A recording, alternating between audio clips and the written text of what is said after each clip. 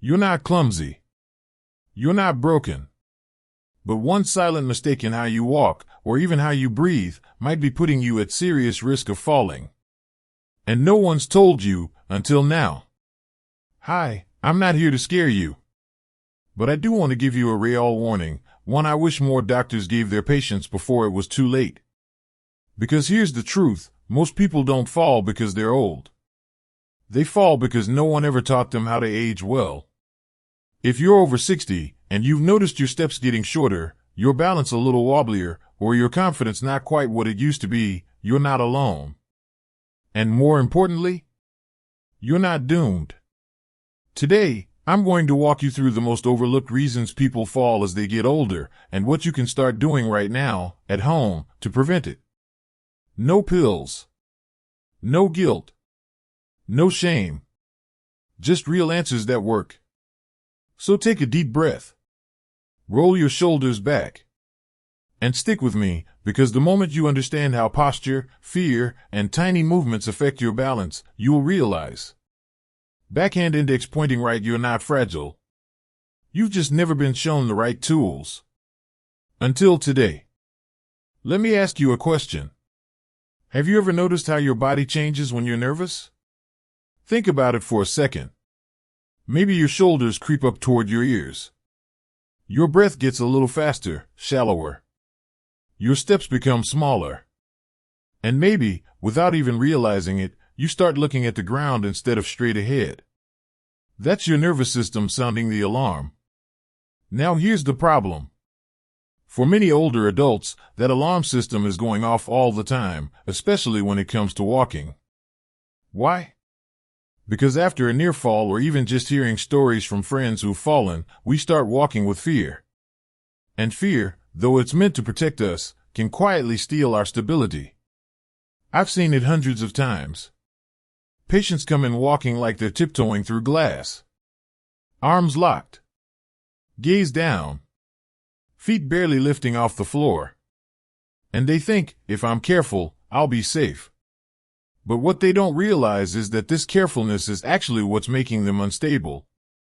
When you stop letting your arms swing, when you shorten your stride, when your head drops forward, you're changing the very mechanics your body relies on to stay balanced. It's like trying to ride a bike slowly uphill with both hands clenched on the brakes. Let me share a quick story. A patient of mine, her name's Eleanor, 74 years old, hadn't fallen yet, but she told me every day she felt like she might. She walked from the kitchen to the living room like she was walking a tightrope. And every little rug or corner felt like a trap. We didn't start with strength exercises or balance drills. We started with posture and breathing. Because when you shift your posture, even just a little, you shift your confidence. Studio microphone, how posture changes everything. Think of posture as the foundation of a house. If it's leaning forward, the entire structure becomes unstable. Same with your body. When your head drops, just an inch or two, it throws off your center of gravity. Your knees try to compensate. Your hips shift. And suddenly, your muscles aren't working together anymore. That's when stumbles happen. Now let's reverse that. Imagine a string gently pulling the top of your head upward. Your neck relaxes. Your spine aligns naturally. Your chest opens just slightly. And your feet begin to move with more certainty, more rhythm. That's not imagination, that's physics. That's anatomy working the way it was designed to. With Eleanor, we practiced this standing by the kitchen counter. Feet hip-width apart. She rolled her shoulders back. Lifted her head. Took one breath through her nose, slow, deep, steady. And in that moment, something clicked. She smiled. This feels taller, she said. Lighter. It was. That simple adjustment helped her walk without clinging to walls. Not because we made her stronger in one session, but because we reconnected her brain to her balance system. That's what posture does. Now let's talk about walking. Not how far. Not how fast. But how. Most people don't think twice about it. But the older we get, the more our walking patterns shift without us noticing. We tend to shuffle. We slap our feet down flat. We stop pushing off with our toes. It's subtle, but dangerous. Why? Because walking isn't just movement, it's coordination. It's a sequence of events your brain and body are choreographing every second. When you lose that heel-to-toe rhythm, your balance suffers. Here's what proper walking looks like. Your heel touches the ground first. Then your weight rolls forward through the arch of your foot. Finally, your toes push off gently, sending you into your next step. This isn't just about elegance, it's about activating the muscles in your legs and core that stabilize you. It's how you keep your body awake as it moves through space. Try this. Walk barefoot in your home, on a safe, flat surface, and notice each part of your foot touching the floor. Not quickly. Slowly. Mindfully. Feel the heel, the arch, the toes.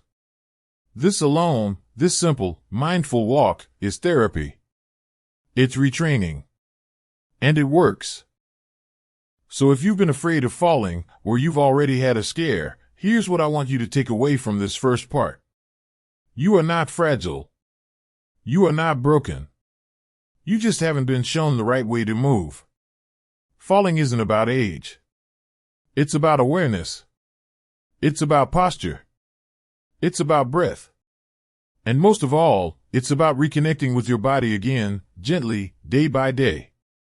In part 2, we'll dive into 5 easy exercises you can do from home that retrain your strength, your coordination, and your balance, no gym required.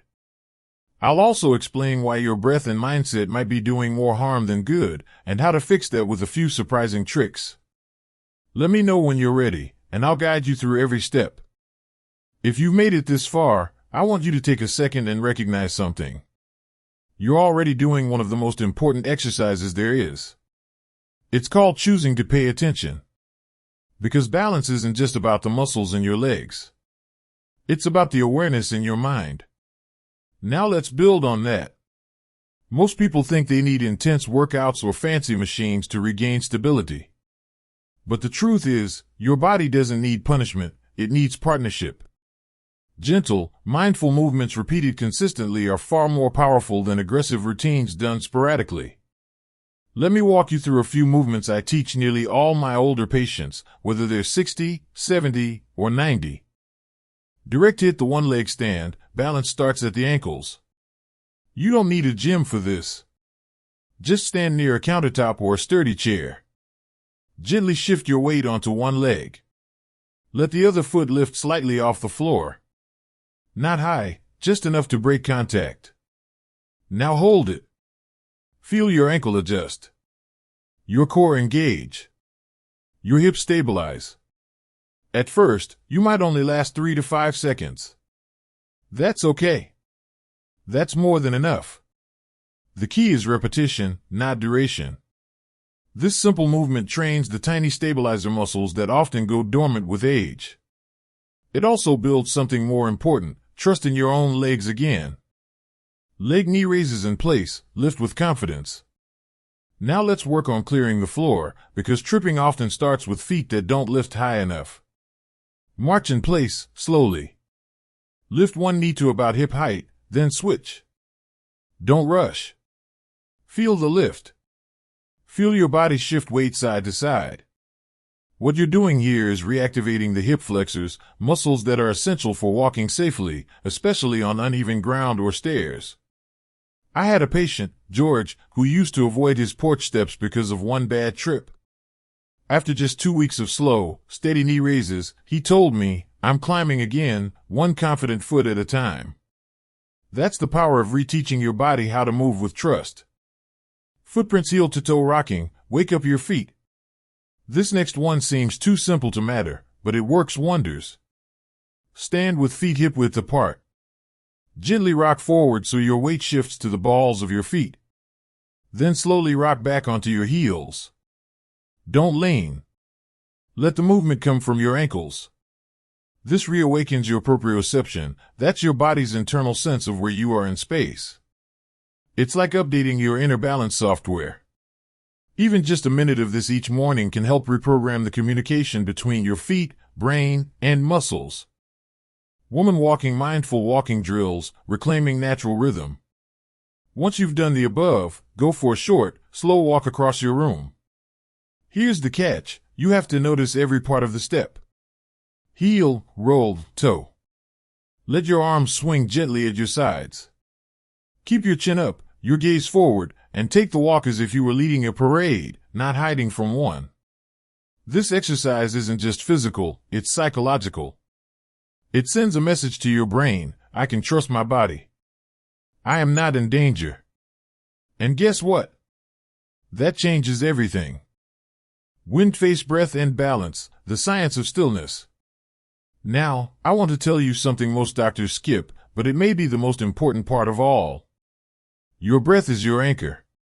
When we're scared, our breathing becomes short and shallow. This triggers our fight or flight response, even if there's no danger around. Muscles tense. The mind races. Posture folds in. But when we breathe deeply, especially through the nose, everything changes.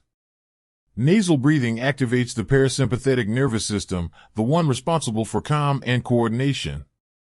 It literally rebalances your balance system from the inside out. Try this with me right now. Inhale slowly through your nose for 4 seconds. Hold gently at the top for 2. Exhale through your nose or mouth for 6 seconds.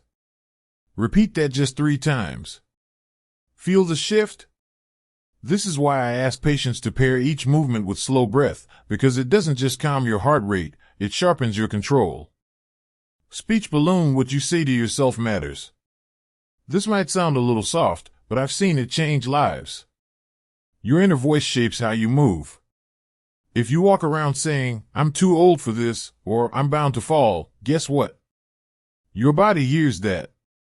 But if you start saying, even just once a day, I am grounded. I am steady.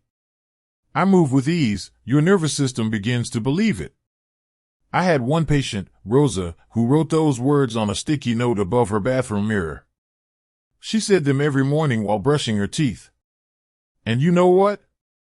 3 months later, she was dancing again with her granddaughter. Not because her body got younger. Because her mind stopped holding it back. Round pushpin up next, fall-proofing your home. Now that your body is starting to wake up again, we're going to zoom out in part 3 and look at your environment. Because even the strongest legs can trip over a loose rug or a dark hallway. Next, I'll walk you through how to make your home a place of safety, not stress. And don't worry, it's not about spending money on fancy devices. Just smart, simple changes that could save you from a serious injury. Let me know when you're ready, and we'll get to work. Let's be honest for a second. You've done the breathing. You've adjusted your posture. You're practicing mindful steps. You're starting to feel a little steadier on your feet. But then, you stub your toe on the edge of a rug. Or trip over a dog bowl you didn't see in the dim hallway light. And suddenly, all that confidence starts to crack. Here's the truth. Even the strongest legs, the best posture, the steadiest breath can't prevent a fall if your environment is working against you. So now, we shift focus to the space around you. And the good news? This part is entirely within your control. House with garden, let's start with the rugs. I've lost count of how many patients I've treated for injuries caused by one innocent-looking hallway rug. Rugs curl. Rugs slide. Rugs buckle when you least expect it. So here's my advice, and I say this lovingly. Either secure them tightly with non-slip backing or get rid of them altogether. Yes, I know that rug has been in the family since the 70s. But no heirloom is worth a broken hip. Light bulb light is life. Falls love shadows. They hide in them. If your hallway or bathroom is dimly lit, it's time to brighten it up. Install night lights. Use motion sensors. Swap weak bulbs for stronger ones. You don't need to turn your house into an airport runway, but visibility is safety. Especially during those late-night bathroom trips when your brain is still half asleep. Men walking clear the path. Cords. Shoes. Laundry baskets. That decorative plant stand in the hallway. All of these are traps when you're focused on walking steady. Your walkways, especially the ones you use daily, should be wide, flat, and free of clutter. If you use a cane or walker, practice your turns in those same pathways. The goal is not to make your house look like a hospital, it's to make sure it doesn't send you to one. Shower the bathroom, your home's slip and fall hotspot. The bathroom is where I've seen some of the most preventable injuries happen. Here's how to protect yourself.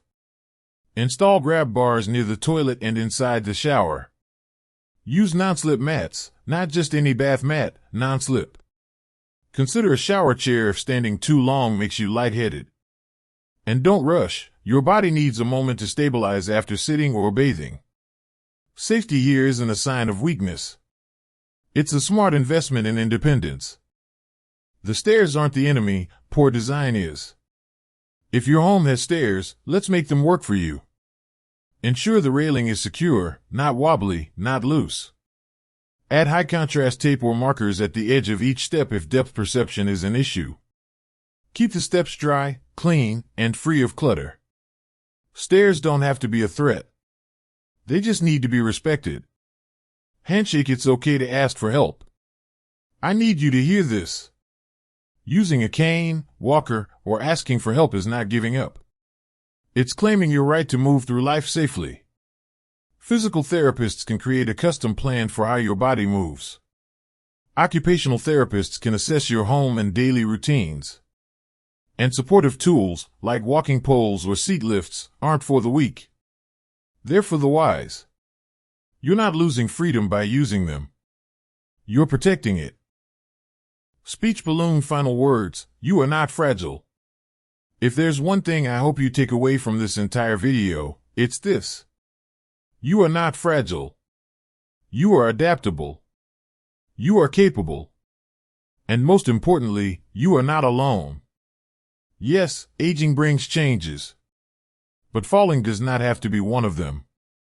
Small daily choices, how you breathe, how you stand, how you clear your space, can stack up to something powerful. Your confidence. Your stability. Your freedom. And it all begins with awareness. So, start today.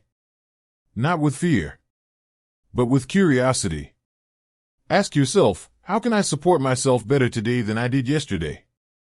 Because the moment you decide to take that first mindful step, you're not just preventing a fall. You're reclaiming the life you deserve. If you find this helpful, give it a thumbs up. If not, type 0 in the comments, but if it helps, let us know by typing 1. And don't forget to subscribe for more life-saving health tips.